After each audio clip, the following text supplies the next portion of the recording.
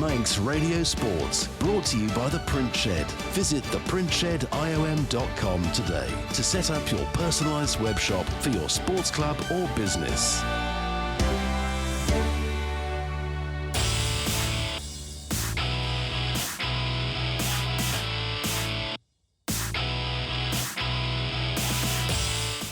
Good evening, welcome to Saturday Sport, classified on Manx Radio AM 1368. I'm Rob Pritchard, and joining us this evening are football and rugby correspondents Tony Mepham and Dave Christian, and also our guest tonight from Manx Quality Sheds, Karl Gartland, joins us in the studio tonight as we give results, reaction and analysis to today's football and rugby action from across the Isle of Man and further afield. And with Karl joining us in the studio, that can only mean one thing as well. We'll be bringing you the live draw for the latest round of the Manx Quality Sheds Hospital Cup, specifically the first round proper after drama in today's preliminary round fixtures. Also, Dave will be taking us to a triple header of rugby action involving three Manx sides, both on and off the island. Plus, we'll also be taking a little look later on at what's been going on in athletics and motorsport. But first of all, of course, let's bring you the classified sporting results from across the Isle of Man today, Saturday the 18th of April 2026, as follows. Starting with football. The Manx Quality Sheds Hospital Cup preliminary round. Colby 2, Ramsey 1. Russian United 3, Douglas Royal 2. Morown 2, St Mary's 3 after extra time. Foxdale 1, Union Mills 4.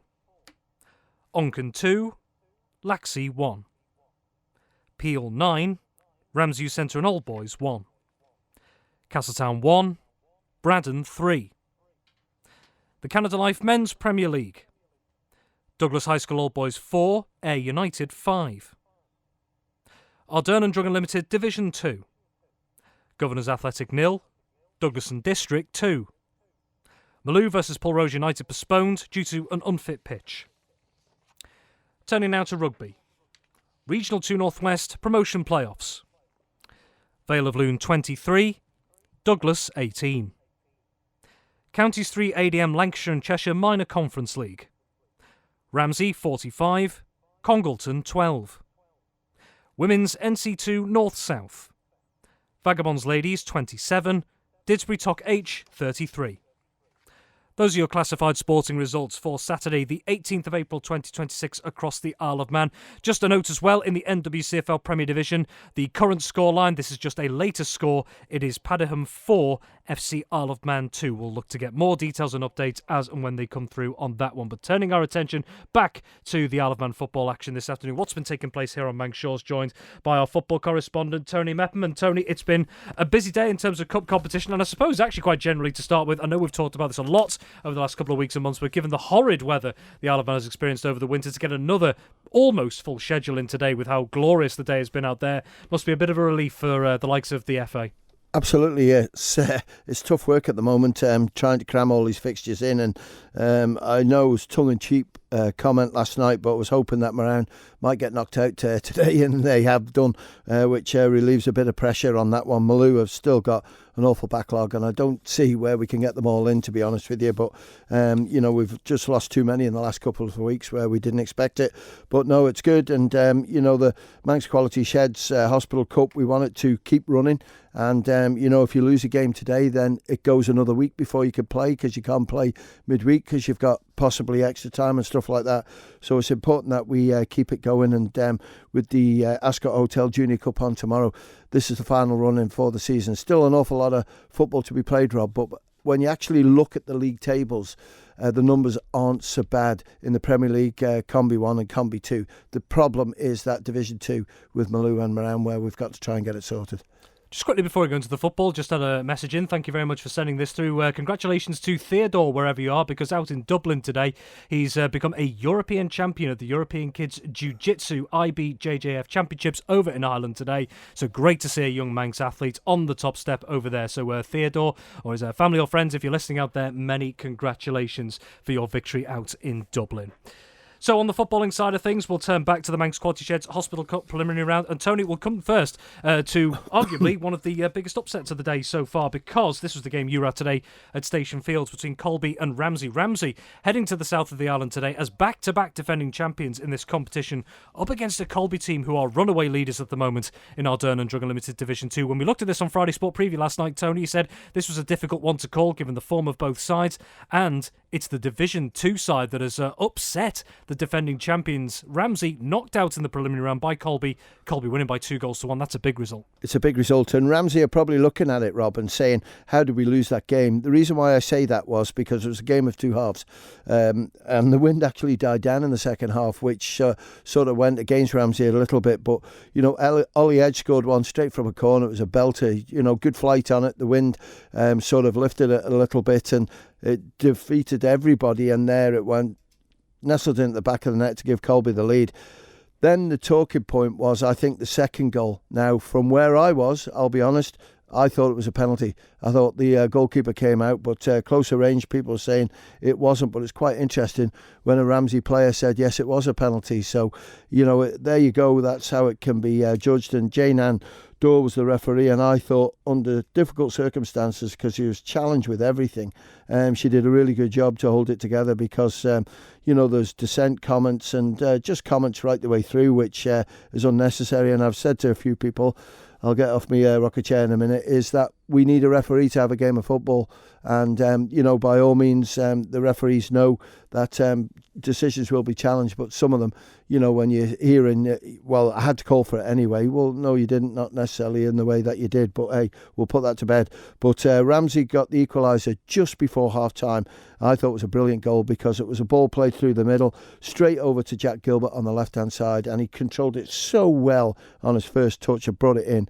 And then the goalkeeper was caught out, Martin Vegas-Brown, between the post and himself, and into the net it went to make it 2-1 to Colby. Second half, I just thought with the wind, Ramsey would just absolutely smash the ball at Martin Vegas-Brown, because I thought in the first half it looked very difficult for him. He's a right full-back, I was told, and playing in goal. So I give him a little bit of faith then. I thought, well, it might come through. In the second half, I thought he was absolutely outstanding. He pulled off some really good saves. And when I look at sort of defensively, they were brilliant, Colby. They threw themselves at blocking everything that Ramsey could throw at them. And certainly I thought Nick Clegg, who has been playing in goal for a few games, he did really well. He's a big, tall player, solid, but cleared the ball. Greg Radcliffe as well did a mustard job at the back, and Ramsey just could not break them down. They'll be frustrated with that one, but it's the way it goes. And when you look at the winners over the last couple of years, won't be winning it this year. They'll be disappointed with it, but I think Colby will take it and they'll move on, and they're concentrating on the league.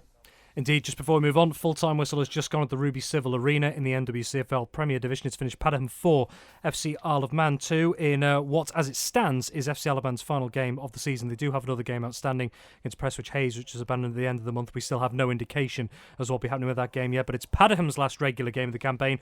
Already booked their place in the promotion playoffs this season. So FC Isle of Man, Dean Pennington and Steve Whitley on the score sheet today. For Padiham, it was a brace from Fenton Davies, a Joel Brownhill penalty, and a strike from Lewis Ayres. Both teams actually finished the game with 10 men. Danny Gerrard of FC Isle of Man and Isaac Smith of Padiham both sent off during the second half there. Elsewhere, down at Croyt Lowy, it saw Premier League Russian United hosting Douglas Royal of Division 2, and Premier League side Russian United coming out on top today, but they've been made to work for it, Tony. Russian United 3, Douglas Royal 2. They certainly did, and I've got a little bit of a match report how the goals went in, and my thanks to Jack Gale for this one. And it was 1-0 to Russian, and that was the score at half-time. So Douglas Royal contained them really well. Then Douglas Royal scored within 10 minutes of the restart of the second period, 55, to make it 1-1. Then Russian took the lead through Joe Reid on 70 minutes. And then Russian made it 3-1 with Alex Bolton on 80 minutes. But it was another goal for Douglas Royal scored by, or the two goal scorers, Bailey Ashton and Samuel Greasley got the goals there. But I haven't got Russian's first goal scorer on that one, so I do apologise. But it doesn't matter. Russian go through into the next round, and Douglas Royal have given a really good account of themselves in that cup game. There's another meeting of a Division 2 side and a Premier League side over at the Bowl today between Moran and St Mary's. Moran the home side, but this game was switched to the Bowl this afternoon. And drama in this one, Tony, because Moran, right up to the death, if you like, in the regulation 90, were leading. St Mary's bringing themselves back into it with virtually the last kick of the regulation 90 and then edging it in extra time as well. Moran 2, St Mary's 3 after extra time. Yeah, and it was fair play to St Mary's. Anthony Dooley's such an honest guy, and he phoned up. He said Tony Moran should have beat us because the extra time that was played, I think there was 7 minutes, and that's where Chris Walsh scored the goal to put them into extra time to make it 2-2. Tom Callow, I think it was, who got the first one. As I say, Chris got the equaliser, but Chris Asbridge, I think, got the winner to give them that 3-2 win. Connor Gilbert got one, James Eyre got the other one. And you probably won't remember the name Kevin Sheedy, but I will. Played for Everton. You remember him, Karl? Yeah. He was down there watching at the Bowl today, Moran against St Mary's, because it's the 75th celebration of Moran's, if you like, lifespan in Manx football. I'm aware he's a guest of that and evening he's the guest of honour tonight to do a speech and everything. Looking forward to it. I'm going, so thank you very much for inviting me. And today, Moran really disappointed at it. David Bruce sent me a reply, and I don't mind putting it out there. Don't know where the extra time came from. We should have won it. St Mary's totally agree with you as well, Dave. It's a game that slipped away from Moran just by St Mary's getting that goal in extra time. So St Mary's just about making it past Moran at the Bowl today. Elsewhere, Foxdale versus Union Mills. Of course, this was previously scheduled to take place at Billygo Park, but a last-minute change. This took place at Ballafletcher instead today. It's finished Foxdale 1, Union Mills 4. Yeah, haven't got Foxdale goal scorer. I know it wasn't Jay Chatwood. I think he was away today. But Jordan Crawley got 2-1 from the penalty spot. Noah Wood got a goal as well. And it was Dominic McCarry Brennan got the other one. Just a note on this one. Foxdale really appreciate Corinthians coming in at the 11th hour to allow them to use the pitch. Corinthians would like to pay back the credit because the changing rooms had just been cleaned and they were impeccable. And the news is that they've come through and they're absolutely as they were when they found them. So that's absolutely brilliant, because that's one of my little bugbears in any football game, is the opposition who come to a ground is just sweep the changing room out, make an effort, instead of it looking as if a nuclear holocaust has gone off inside. So, credit to them. Well done. And, it's Union Mills that go through. Oh, excellent. No, it's great to see that respect between clubs in those Definitely. situations. No, very good to see indeed. So Union Mills progressing against Foxdale today at Ballafletcher. Elsewhere, Onken met Laxey. Laxey finalists in both of the last 2 years in this competition, both times losing out to Ramsey. And this fixture in particular is actually a repeat of the league meeting between the two last Saturday, where Laxey won at the Niverson Stadium by a goal to 0. Well, Onken have got revenge today. Only just. Close game between these two. They're close together in the Premier League table, so we perhaps shouldn't have been surprised. Onken 2, Laxey 1.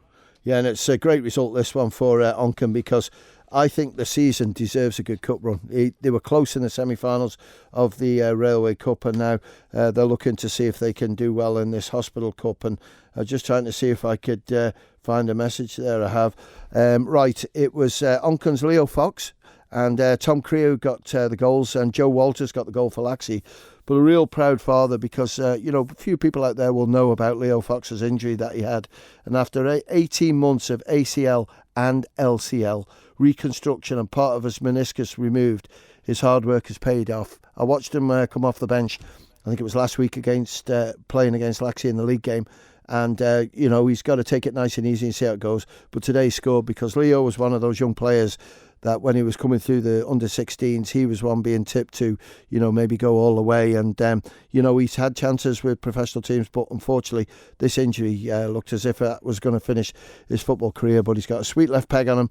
And well done, Leo. I know it's been tough, and a proud dad says, well done to you for what you've been through. And he scored all-important first goal, and it's Laxey that go through. And we'll see what we can sort out in the draw in a couple of minutes in the final 16. Indeed, no, it's fantastic to hear when players, and obviously the sheer challenges that are faced both physically and mentally at times, dealing with a long-term injury as well, whatever that injury may be. So fantastic to see a player returning from that and getting back to the game that they love playing as well. So Onken 2, Laxey 1. Elsewhere at Douglas Road, Peel hosted the GH Corlett Woods Cup winners this year, Ramsey Youth Centre and Old Boys of Division 2. Now, when these two teams met a few weeks ago in the ECAP FA Cup, Peel came out on top, but only just by 3-2. It's a little bit different today. It's more of a commanding victory today from the home side today. They've beaten Ramsey Youth Centre and Old Boys, have Peel, by 9-1. Yeah, they're in a real top stride at the moment. moment. Peel scoring plenty of goals, and some new names coming in scoring hat-tricks as well, because that's Bignell, well known for scoring goals, but scored 3. Thomas Brown, absolutely 3. I've forgotten how many hat-tricks he scored this season, but there's another one. Jason Chalmer got one, a rare one from Daniel Bell. So it was 2-0 at half-time, so it's nice and tight. One of the stars of the future, I think, Dylan Bullock got the goal for Ramsey Youth Centre and Old Boys. And the first goal was only scored after 30 minutes, Rob. So it was hard to wear them down, but Peel got there in the end. An impressive result, winning 9-1 against Ramsey Youth Centre and Old Boys. And the remaining preliminary round fixture today was in the south of the island at the Castletown Stadium. Castletown hosting Braddon, and Braddon just hovering above, well, I say just hovering above the Canada Live Men's Premier League relegation zone, but with a hefty points cushion to both Douglas High School Boys and Foxdale below them, all but mathematically safe at this point. Up against a Castletown side that, of course, are pushing for promotion from Division 2, so Castletown may have looked at this as a bit of a benchmark, that if they were to get back into the top flight, this could be one of the games that they could target. Well, it is the Premier League side that have come out on top today in this cup competition. Castletown 1, Braddon 3. Yeah, strong performance by Braddon in the end, and for Castletown it was Lucas Simmons who got the goal. He's quick.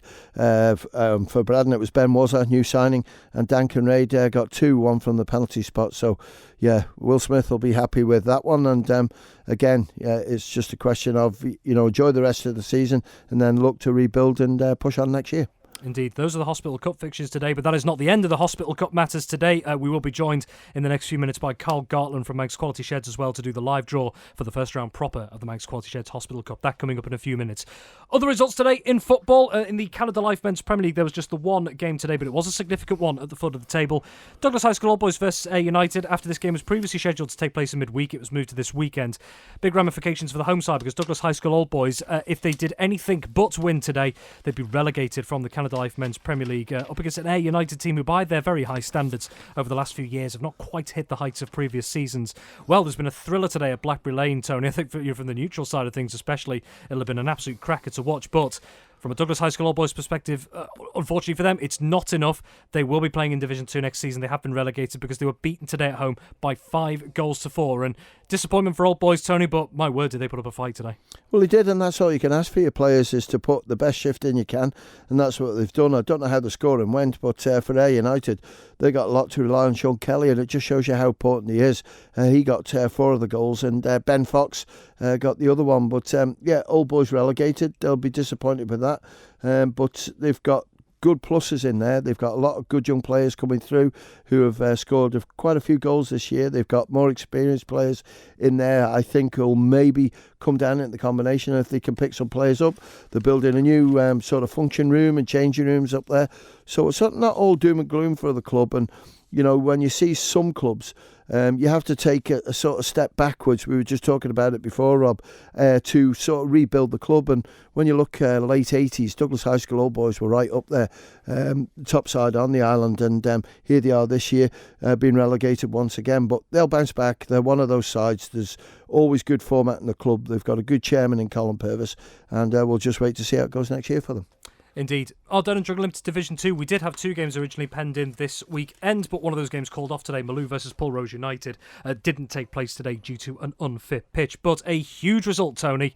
We both nearly fell off our chairs when we saw this came in, and I'm sure there's going to be absolute jubilation for a club in particular today, because today was a meeting of the current bottom 2 in Division 2, Governors Athletic and Douglaston District.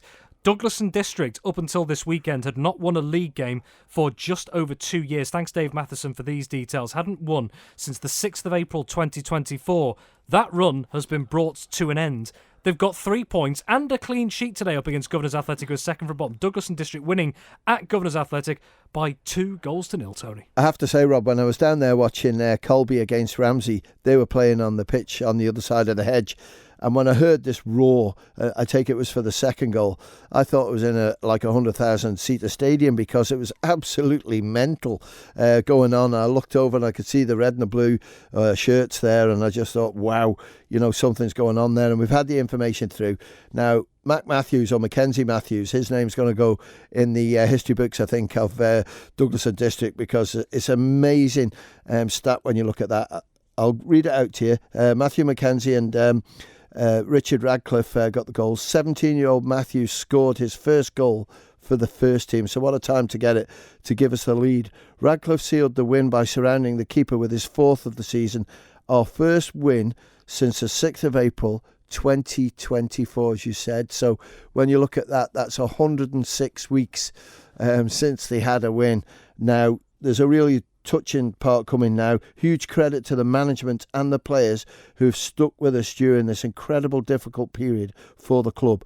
Also credit to the back four today and goalkeeper Darren Armstrong, who's been there for up to years, it must be 20 years, for that clean sheet. And I had a visit with Andrew Dosser and Dave Matheson up at their new pitch that's being done at Nobles Park. You know, people think that they're going to be able to park there TT week. No, they're not, because it's all fenced off and segregated. It's looking really good. Douglas Corporation are putting a lot of effort in to try and get it ready for the start of the 26-27 season. But it's going to be amazing for them. Douglas and District put a lot of money into that as well to help it, you know, turn it into a top pitch, because you can't expect recreational Douglas Corporation, if you like, recreational area to be done at a high calibre, but they're doing a really good job with the input from D&D. So credit to them, because it's been a tough old season, and once that pitch is up and running, I'm sure the club will grow from there, because they've got a really good girls team coming up and youth teams as well. So well done to everybody. Yeah, congratulations Douglas and District, their first win in just over 2 years. A lot of blood, sweat and tears, I think, going into that one to try and get that over the line. They have done today against Governors Athletic. No doubt they'll have a fantastic weekend, all of them. Well, we're going to stick with football. Those are your results from today. We are now going to bring you the live draw for the first round proper of the Manx Quality Sheds Hospital Cup for 2026. And joining us this evening is Karl Gartland from Manx Quality Sheds. Karl, a very good afternoon. And of course, just looking out the window there, fantastic day for football, isn't it? Yeah, it was actually. We had a week off this week, give our players a bit of a rest, so that was good. Been out in the garden all day building a pond, so had a bit of fun. It's all fun and games, isn't it? But you know, just very quickly as well, from the company side of things, obviously it's now a couple of years that you've been, you know, sponsoring the Hospital Cup competition as well. What makes a competition like this so good in Manx football? Just like the upsets today. Like, you think the last 2 years has been Laxey and Ramsey, and they've been both put out today in the prelim round, so it'd be nice to actually go to a final with two different teams this year. So Indeed. It just shows that anything's possible in football, really. Yeah, absolutely. Could not agree more. Right, well, Karl is going to do us the honours of doing the draw for us today. Tony, very quickly, before you get started, could you just explain the format of this? I certainly can. There's 16 teams in the hat. These games will go ahead next Saturday. So we'll sort of get the rearranged league fixtures, because we know they'll be able to arrange some now, but we'll try and work on that tomorrow morning if we can, and we'll try and get it to the clubs tomorrow night, because we've got the Junior Cup one to do as well. But Karl has, hopefully, Rob, 16 numbers in that bag. I counted this myself here, so I like to think my maths is decent enough. Yeah, it is very good. It is very good. So Karl, if you could please make the draw. Okay. 11. And number 11 is Pulrose. 2. And number 2, they will play Braddon. So that is 9. Number 9 is a home tie for Onken. 16. And number 16 is Union Mills. 3. Number 3 is the winners today against Ramsey Colby. Number 6. And they will play Douglas High School Old Boys. 14. Number 14 is St John's. Number 4. And number 4 is Corinthians. 13. Number 13, St George's. Okay. I'll check, make sure that. Number 5. Number 5 is Douglas and District. Okay. Number 12. Number 12 is a home game for Russian.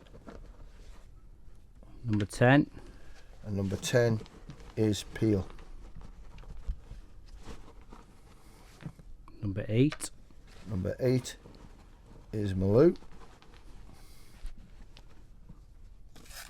Number 1. And number 1 is Ayr. Number 7. Number 7 is Governors Athletic. Number 15. And number 15 is St Mary's. Have you got that draw, Rob? You've got it? Okay. I have indeed. So just quickly to go through that draw, Karl, thank you very much indeed. So just to round up the draw for the first round proper of this year's Hospital Cup as follows. Pulrose United versus Braddon, Onken versus Union Mills, Colby versus Douglas High School Old Boys, St John's United versus Corinthians, St George's versus Douglas and District, Russian United versus Peel, Maloo versus Ayr United, and Governors Athletic versus St Mary's. Now, Tony, there was one time particular that we saw there that we both we both crossed eyes at each other there. So, I mean, it's looking at that there, an Old Firm derby at Croyt Lowy. Rob, I've been involved in Manx football since 1977, and when I saw the yellow and black of Russian and the red of white of Peel, you knew that there was going to be a special game take place in them days. I think it's changed a little bit now because, Peel are, looking to be the best team in the Isle of Man, and I think it's going to prove that way, as where Russian are on transition, where they're bringing some young players through, but it's still something special, and you'll have a great crowd down there on Saturday, there's no doubt about it, and I'd say Janet and Co in the kitchen, get plenty of pasties in because there'll be a lot of people down. But yeah, it's always a special game. But, when you look at other ones, St John's against Corinthians as well, I just think that one could prove, a difficult game as well for the team that are top of the league at the moment. That's Corinthians, because St John's are putting some really good performances of late. And if all players are fit, they'll make a game of it. Just looking at another there, obviously Colby beating the defending champions today, Ramsey. They've got another home tie in the next round up against Douglas High School Old Boys, who today have been relegated from the Canada Life Men's Premier League. I mean, Colby with another home tie. Do you think they'll fancy themselves in this one as well? Yeah, they will, because I think today they've sort of proved a point that they could defend. There's no doubt about that, because the second half performance was tremendous, and the front runners are always dangerous when you've got Steve Collister, you've got Jordan Edge going at you, Ollie Edge is working in that pocket in midfield. They're going to sort of have a go, but Old Boys, they know they're down now, so they'll probably say, well, we've got a chance here of a cup run, so let's see if we can dispose of Colby and then move on and see who we get in the next round.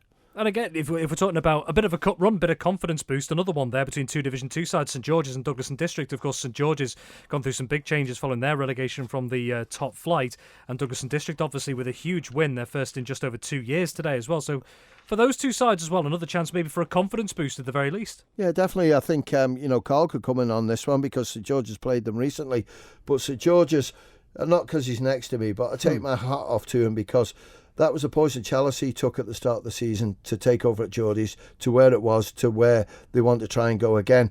And he steadied the ship. He's done a great job. He's got a lot of good young players who've come in who are probably going to develop into better players, so it'll make them stronger. And against D&D, you'll probably fancy your chances. Will that be fair to say? Yeah, well, it'll be the third time we played them in 2 weeks, I think now. And we'll beat them twice, so hopefully beat the third time. But like you said, they're coming into it with a lot more confidence now, going off their first win in 2 years. But you say credit to me, it's a credit to everybody else. The likes of the old lads there, like Bassey, people like Tristan Ringham and Justin Ringham who are coming in as well. Ryan Woods, who does the under-16s but also took the combi as well, and keeping all them kids together and trying to encourage them to say that this club's theirs if they want to make it theirs, and just learn what they can off the older lads, but stick together and trust the process of, like, you need to grow, you need to play a couple of years of senior football before you're going to start seeing results happen. Don't be just thinking that it's all just going to come straight away, where a lot of them have, because they've been thrown straight in the first team in the first year. Some of them have gone, well, we deserve to be here, where you need to still earn it, and earn it every week. And just because you get beat 1 week doesn't mean it's going to happen the next. So you've just got to keep that confidence up with each other and keep working together. And like I say, trust the process, and I think it'll be good, because some of them under-16s are absolutely brilliant, really good players. And when you look at some of them as well in there, 10-year-olds and 9-year-olds, you've got a good crop coming through there as well, haven't you? Yeah. There's some famous names in there. Yeah, there's a couple of basses as well down there, bit of thing. And if you've had a couple of Quays. A couple of Quays. If anything like their old men, then they're going to be good players, aren't they? I still say take my hat off to you. I think you've done an absolute fantastic job. Appreciate to get it. the club just to go. Like you, Mep, you just love the game of football, so you just keep yourself involved as much as you can, and just, you know what I mean? I want the club to do well. I want Manx football to develop and get better, so I'll do anything I can to help out. Excellent. Yeah, Karl, thank you very much for just a moment. Thank you for joining us this evening. Now, Tony, just very quickly before we let you go, just a quick word on FC Alaman this afternoon. So going into this weekend, it was what could be their season finale in the NWCFL Premier Division away at Padiham. A Padiham side that going into this weekend already secured their place in the promotion playoffs in the division. Final score today, Padiham 4, FC Alaman 2. FC Alaman took the lead after 11 minutes through a Dean Pinnington header. Padiham then struck back, first off with Fenton Davies getting his first goal of the afternoon, then Joel Brownhill from the penalty spot, giving Padiham a 2-1 win at half-time. Into the second half, Padiham quickly got a third through Lewis Ayres.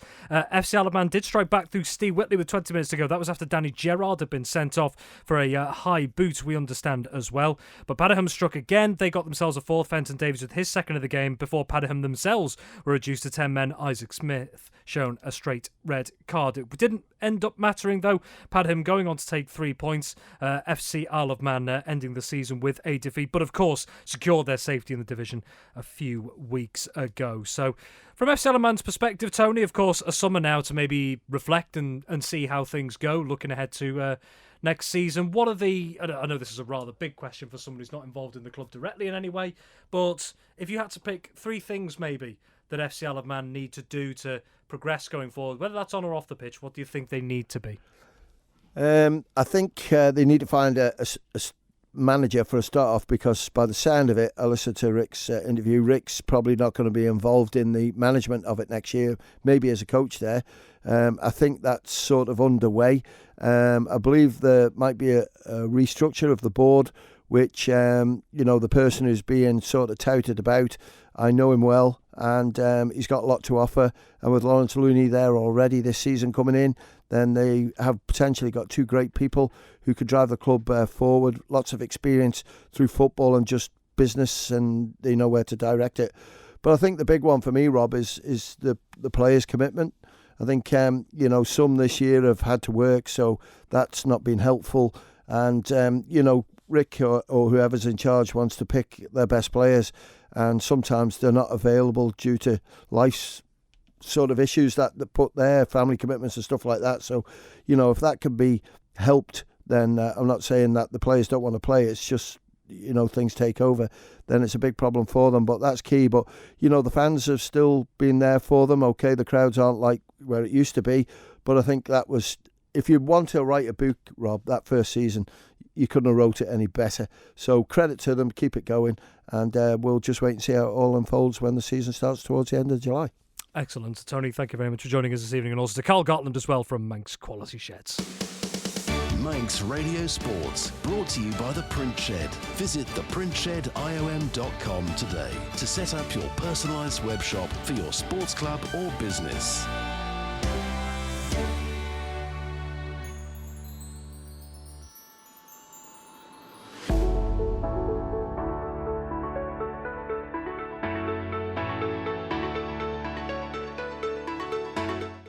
Turning our attention now to rugby, and it was a triple header of Manx rugby action today for Ireland teams involved in both on and off Ireland competition.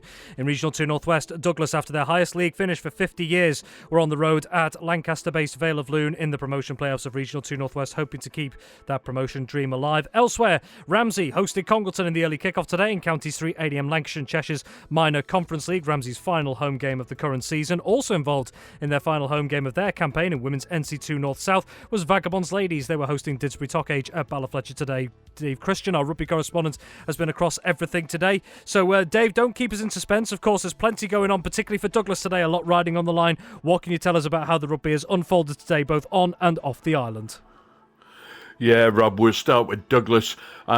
It's been something of a roller coaster season, and I guess I'm not going to keep anybody in suspense. They lost in the playoff this afternoon, 23-18 at Vale of Loon. But the roller coaster ride's been all season, really. We were at the high of the highest peaks at the end of November, with Douglas top of the table and looking strong. And then, as always on a roller coaster, when you get to the high bit, you're going to plummet down very quickly. And that's exactly what happened. December and January were horrible months for Douglas, and they slipped from top of the table to being outside of the playoff places.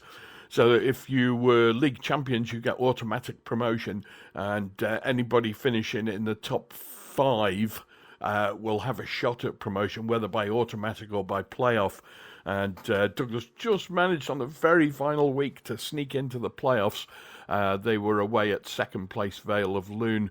Now, the games against Vale had gone great. They only just lost out on the away trip earlier on in the season, and they beat them at Portishead, so there was plenty of optimism in the Douglas camp, but that ran out this afternoon. Vale were leading 14-6 at half-time in a tight affair, and Nathan Robson had just kept Douglas in the hunt with 2 penalties. In the second half, Douglas actually outscored Vale of Loon 12 points to 9, but it just wasn't quite enough. Liam Kirkpatrick, great to have him back. He went over twice for tries, and Nathan Robson converted one of those. So they've just fallen short. 1 try, I guess, is in it. That would have made it 23 each. And I'm sure the lads will have worked hard, and they'll be reasonably relieved now to be able to put their feet up, because a win would have given them another 2 fixtures before promotion's decided. Regional 2 Northwest will play off against Regional 2 Midlands playoff winners. So they'd have to go to either Widnes or Vale of Loon, Widnes or Sandbach in their following game, and then if they won that one, then it's the playoff against whoever wins the Midlands Regional 2 playoff. So it would have been a messy end to the season, playing right up until the 9th of May. They don't have to do that now. They can put their feet up, have a bit of relax for a couple of months, and hopefully get back into early pre-season training for another crack. It is, as you mentioned in preview, the highest league finish they've had, 5th place in Regional 2 Northwest at level 6. And I think it's probably a big step to level 5. So they've had a pretty good season without having to go up and perhaps be outgunned in some games. But disappointing for them this afternoon. They were very, very close. They've won playoffs before. It just wasn't going to be their day today. At the Murrick Park, there was a bit better news for Ramsey. Their final home game was a 45-12 win against Congleton. It was a star of the show, Brandon Atchison, who ran in 4 tries for Ramsey. He was the player that caught the eye. Early on, Jake Richmond got the opening score for Ramsey, converted by Dan Kelly for a lead of 7 points after just 6 minutes.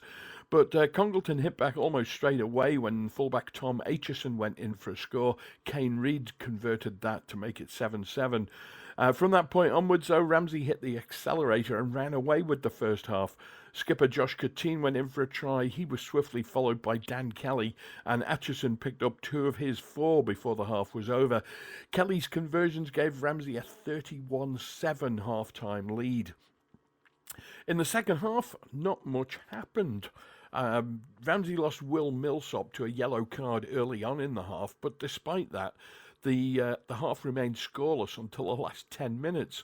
First thing up was Atchison. He bagged his hat-trick, and then from the restart, number 8 for Congleton, Greg Wood, went in at the other end. That gave Congleton not enough hope, I think, to try and win the game, but definitely another 2 tries would have given them a try bonus point, and they went for it. But as always, when you commit to attack, you leave yourself vulnerable behind, and that's exactly what happened. Brandon Atchison picked off a stray pass, intercepted from about 45 metres out, and went in under the sticks, and Dan Kelly added the conversion. Give the scoreboard, in my opinion at least, a glossy look, which didn't necessarily reflect how tough Congleton were this afternoon. They were competitive from start right till the very end, and despite things not always going their way, they kept at it. And Ramsey were very good in that little purple period in the first half just to pick them apart. Looking at the league table, doesn't really affect anything too much.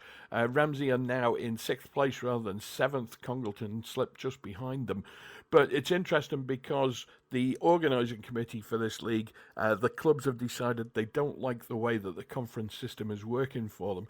And I'm thinking maybe that's a bit short-sighted, that they're going to throw the baby out with the bathwater if they're not very careful. Because in this conference, the teams have all played 5 games so far, and there's only 6 points between the leaders and the 7th place side. So the competitiveness and the closeness of the games is brilliant. You take that away and you're going to find mismatches and some big scores like we saw in the first half of the season. And finally, last but not least, indeed, it's Vagabonds Ladies. They had a very outside chance of promotion. They needed a win today, and unfortunately it's not gone their way. They've lost at home 27-33 to Didsbury Toc H in women's NC2 North-South section. It was an outside chance for promotion. They needed results to go their way, and they needed to win away at unbeaten league leaders Sale next Saturday. So probably it's a fair outcome for them.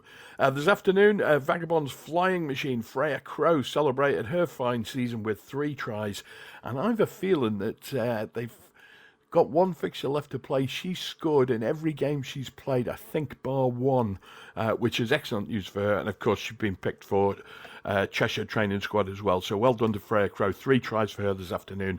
Also tries from Greba Tasia and Maisie Murray, with skipper Sammy McDonald adding 1 conversion. Like I said, they have just 1 game left now. It's away at unbeaten league leaders Sale, and Sale had a big win in the opening game of the season at Ballafletcher, and I suspect we're probably going to see a Sale win next week as well. But fair play, if Vagabonds go over there and pick Sale off, then that'll be a fine way to end their season, and maybe give them an impetus that they'll need for promotion next season. Quickly on those, Dave, turning to Douglas, of course, the end of the road this season, and I know we've spoken previously how it's been a tale of two halves this season. Obviously started off emphatically, and then it tailed off in the second half of the season, meaning they just got into the playoffs. They've just lost out today, and sometimes it can sound like a bit of doom and gloom, I guess, with the second half of the season, the way it went, and defeat today, but a highest ever league finish of 5th. The previous season was their previous highest finish of 6th, though. Although there may be some disappointment and frustration, is this still progress for the club? Is this still a positive development this season? Oh, God, yes, 100%.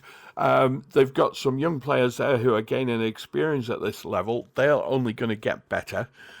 Yes, they've got a few outsiders who've come in, but they've contributed really well. Matty Wood has been a great addition to the team. He's such a strong runner, and unfortunately, I think what's happened to them is they've picked up the odd niggle and knock and injury during the season that's started to show a bit of disjointedness in the selections. I think up until the end of November, all things were looking good. So the players that they've really missed, the captain Blake Snell, he's out with a non-rugby related injury, and he's been out now for a little while. Liam Kirkpatrick's had a spell on the sick list. Matty Wood's been injured. Ollie Corkish has picked up a knock last week. And those are the trials and tribulations of playing competitive sport. And it's interesting to listen to you guys talking about FC Isle of Man and their difficulties. They're exactly the same issues, more or less, that the rugby clubs have been suffering for quite some years. So you kind of get used to it. It doesn't become a surprise anymore. And you always want to get your best squad away. You can't always do it because life gets in the way of rugby. And it's exactly the same position. I was sitting here with a smile on my face as Tony was talking about it. So these things happen. You've got to pick yourself up, dust yourself down and move on. Douglas are definitely progressing in the right direction. I haven't done any analysis as yet on their stats for the season, but I'm sure we'll find that the corner that they need to turn isn't very sharp. There'd be losing bonus points in there where they've lost a game by 7 points or less. Those are the areas where Coach Phil Kringle will need to focus on because they're the areas where he can gain traction next season. If you can turn those narrow defeats into wins, you may well find himself in a position where they get automatic promotion. But that's all for the future. I know they're going to have players coming and going during the summer, and depending on what they've got in the bag next season, they could well be up there at the top of the table still. I don't think they're at a stage when the bubble's going to burst and they're suddenly going to fade away. And just quickly, Dave, on both Ramsey and Vagabonds Ladies, their respective seasons, their final respective home games of the campaigns today.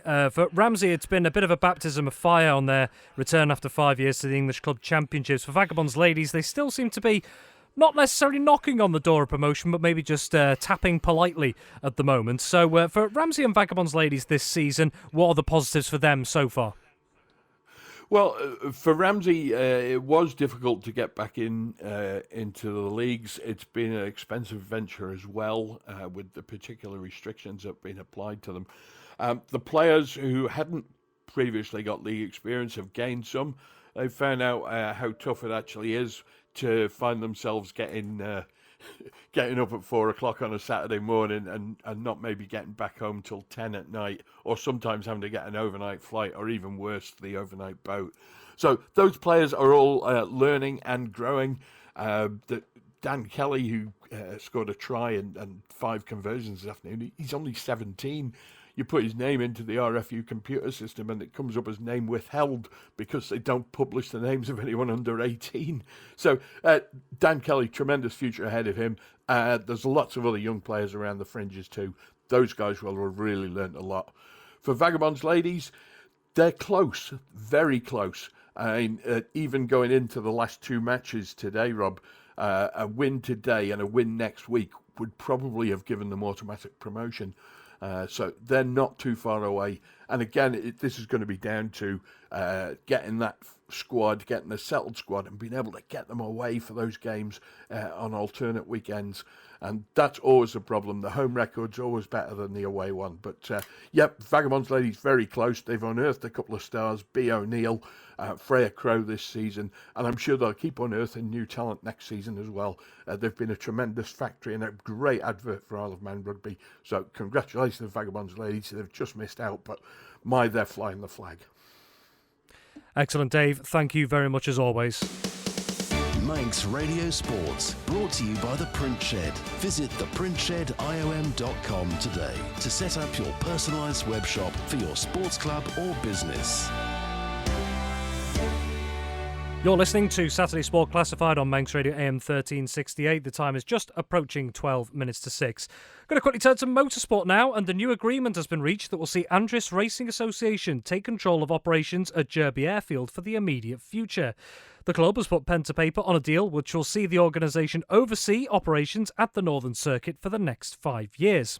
Primarily known as a motorsport hub, the association is also welcoming other ideas which could see the venue also hold non-racing events. ARA Chair Linda Alton-Heath explains what this deal means to them and also how the location could become a wider community asset for the future. Hit the nail on the head there, Robert. It is the security. It means that Andrews is now in control of the facility. So it's no longer us booking it as a customer of the motorsport team of Department for Enterprise, who've run it amazingly for the past 5 years. And we're now the controller of the key, basically. So we will be the go-to place for anybody who wants to hire the airfield for any events, whether that's motorsport or otherwise.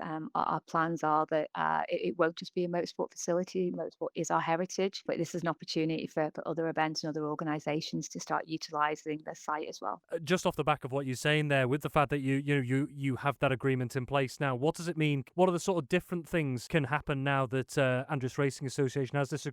What can be added? What can be changed? So what can be changed is that the kind of mindset that it is just for motorsport. It's, yes, that's our heritage. Yes, that's what Andreas do best. But that site can now be used, whether it's for car boot sales, whether it's for some music festivals. We've got a lot of people coming towards us now, literally in the past 24 hours, with ideas that they were looking for venues for. So we are open to discussing this with anybody who has any plans for the site. We've got a lady, Karl, now looking after all our bookings for the venue, and she'll be happy to chat to anybody that wishes to. And like you say, that you're obviously primarily known as a motorsport hub right now, Derby Airfield, but the fact, like you say, different projects and different ideas, you're open to those. Is it also maybe a bit about making it almost a sort of community space, a community hub, if you like, in some ways, that's open to all these different things? Yeah, and that was very much part of our business plan. Yes, it's about the racing up there, and we will be investing money in the facilities with regard to the track and the safety side of it for racing, be that cars or bikes. But it will be about the community side of it. We have a lot of ideas that we will be chatting to the commissioners about as well, to see if we can tie in with them with some events that they might be looking to run. And also, as an island-wide facility, like, we're very conscious at the NSC is Douglas, part of the island. There's a large catchment area north as well that we may be looking to run some cycling events and work with some other cycling clubs as well. The fact that you are able to get this agreement all signed on the dotted line, what do you think it says about you and the rest of the ARA team, that others have seen the benefit in what you're providing there and that you can provide this service over the next few years? Yeah, we've taken the signing of the contract in a real positive way, in that we see that as I said, the recognition of the events that we run up there, and also how we work as a team. I have a really strong committee behind me. It's there's no one person that could do this alone, and the 5-6 years that I've been involved with Andrews again this time has shown that, and it gave me the ability to be able to lead this team to the point that we could feel confident in going for the tender and not scared if we won it. Looking ahead, whether it's racing or non-racing events, if you like, over at Derby Airfield, what do you hope things will look like over at Derby in 5 years' time? Gosh, first thing we need to do is we're going to have an open evening. We're just planning that now. So we will be inviting anybody who wants to come and chat to us about their plans, their thoughts, ideas for the airfield. And Derby in 5 years' time can be anything that the users want it to be. For me personally, as chairman of Andrews, it will be a safe motorsport facility. And that will be for ACU run events, running our centre championships, and also running some track days, training days, some events during TT and Manx Grand Prix, and obviously Derby Day. So it will be building on what we know and what we've done extremely well, and what the users that are coming towards us would like us to do for them also. That was the chair of Andrews Racing Association, if I can get my words out there, Linda Alton-Heath, after Andrews Racing Association has secured a new agreement which will see them take control of operations at the Derby Motordrome up at Derby Airfield for at least the next 5 years. Manx Radio Sports, brought to you by the Pritchard. Visit theprintshed.iom.com today to set up your personalised web shop for your sports club or business. Finally tonight, we're going to turn now to athletics, and the busy Manx season rolls on with a busy programme continuing to take us into the summer months. And over the next 2 weeks, it's also expected there'll be a strong Ireland representation at 2 major marathons coming up in Manchester and London. Looking ahead to the weeks and months to come, we've been catching up once again with Isle of Man athletics correspondent Dave Griffiths. Dave, thank you very much for joining us again. It's been a few weeks since we last caught up, I think it's fair to say, but very busy time of year still for athletics, some big events coming up, and I just want to turn first of all to some of those major ones that are going to be on the calendar in the coming weeks. And of course, coming up this weekend, first of all, we've got the Manchester Marathon, considered by many to be among some of the bigger marathon events in the UK throughout the course of the year, and I understand this year we've once again got a big Manx turnout on the cards. Yeah, we certainly have. I started compiling a list on the Manx Athletics Facebook page earlier on in the week, and that's now up to 37 names. I'm sure there will be others as well that we don't know about at the moment. It's always a very popular marathon, the Manchester one. And I think what's significant actually this year is that over the last 3 or 4 years, the Manchester and London marathons have taken place on the same day, but they have been separated this year, so there's a week between them. So obviously I think we'll be having a big contingent going to London in a week's time as well. So yes, lots to look forward to. Indeed. And on the Manchester side of things, like you say, there's a lot of names in there, and unfortunately we don't have time to go through absolutely every single one at the moment, but who are maybe some of those who are potential standouts for the Isle of Man, maybe on a competitive sense? It's difficult because we've got athletes of all sort of different standards, really. I think an athlete who does a lot of these marathons, doesn't compete a great deal on the Isle of Man, is Eamon Farrell, who is originally from Ireland, but he's a really fine competitor, and he's certainly a regular in things like the London Marathon, sort of other events around the UK as well. So I think he'll be going well. But I think we've just got athletes of all standards who'll just be looking for fast times, regardless of what level they're at. They'll just be looking for personal best times, hopefully reasonable weather conditions. It doesn't look too bad for Sunday. Basically, I hope they all have a good day out. And of course, in just over a week's time, the iconic London Marathon will be upon us. Like you say, that and Manchester separated as it happens this year as well. But I suppose we could talk quite generally at the moment. A lot can happen in the space of a week. But for the London Marathon, I bet you there's plenty of Isle of Man athletes who've been getting prepared for that over the last couple of weeks and months. I'm sure there are. Yeah, I mean, there's one really good story coming up in the London Marathon. That's one of our leading female distance runners, Jess Bryan, who is actually getting married shortly, and her hen night is actually in Manchester on the Saturday night, the night before the London Marathon. So, like, she's going from her hen night straight down to London, presumably in the early hours of the morning, and then straight into the London Marathon. I know she's been training very hard, so that'll be a really interesting one. I think she'll just be running on pure adrenaline adrenaline that day. As I say, we haven't got numbers confirmed yet of Manx runners in London, but I'm sure there will be a significant number. This is obviously, I suppose, more generally a key time of year for endurance events. We've mentioned the Manchester and London marathons, but of course not too far away. We've got the likes of the Parish Walk coming up as well. So there's a lot going on if you're an endurance athlete right now in the Isle of Man. Yeah, there certainly is. I mean, this coming Sunday on the Isle of Man, we've got an event that a lot of people who are preparing for the Parish Walk, I'm sure, will be taking part in, and that's the Firefighters Walk. It's just been brought back, and it's great to see that event back. It's a 50-kilometre route which starts in Peel, finishing in Ramsey. It's pretty much entirely along the route of the Parish Walk, so it's a reasonably flat one, but 50 kilometres, so around about 31 miles. We've also got, coming up in the near future, of course, we're in the transitional period now where the seasons are changing, and despite the weather at the moment, we're sort of starting to think about summer. So we've got things like the Isle of Man Track and Field League, which starts next Wednesday the 22nd of April. That's over 4 rounds this year, with the 2nd, 3rd and 4th rounds being on the 20th of May, 24th of June and the 22nd of July. And then on Friday next week, Friday the 24th, we have the opening round of the Western AC organised Dave Phillips running series, which is based down at Peel, and that caters for young athletes who just use a course on the promenade, and the older ones who have a choice of 1 or 2 laps, which also uses the promenade but also has quite a sharp climb up to the headlands and back down, and that's also a 4-round series. Similarly, the Ramsey Park Run, always very popular down at the Murrig Park. The first round there is Friday the 1st of May. Looking at the track and field off the island, the Isle of Man, as always, will be competing in the Northern Track and Field League. 4 matches, 1 in May, 1 in June, 1 in July and 1 in August. We've got a lot coming up, and obviously looking further ahead, we've got a lot of the big summer events as well. Isle of Man Athletics correspondent Dave Griffiths there. So that just about brings to an end Saturday Sport Classified here on Manx Radio AM 1368 this week. Thank you very much for joining us. We'll be back at the usual time next week. Simon Quine in the hot seat in my place next week, 5 p.m. on Manx Radio AM 1368. And of course, if you want to catch up with anything you may have missed on this evening's programme, it will be available as a podcast later this evening. And for all the latest Isle of Man sports news and more, don't forget to head on over to www.manxradio.com. Full sports news, and also if you want to hear in-depth interviews, don't forget to tune into the Manx Radio Sportscast for in-depth extended interviews with a variety of guests over the weeks and months. So, thank you very much for joining us. Have yourself a wonderful rest of your Saturday evening, whatever you're doing, and have a wonderful rest of your weekend as well. We'll now be handing back over to Manx Radio Gold. From us, until next time, bye for now. Manx Radio Sports, brought to you by the Pritchard. Visit theprintshed.iom.com today to set up your personalised web shop for your sports club or business.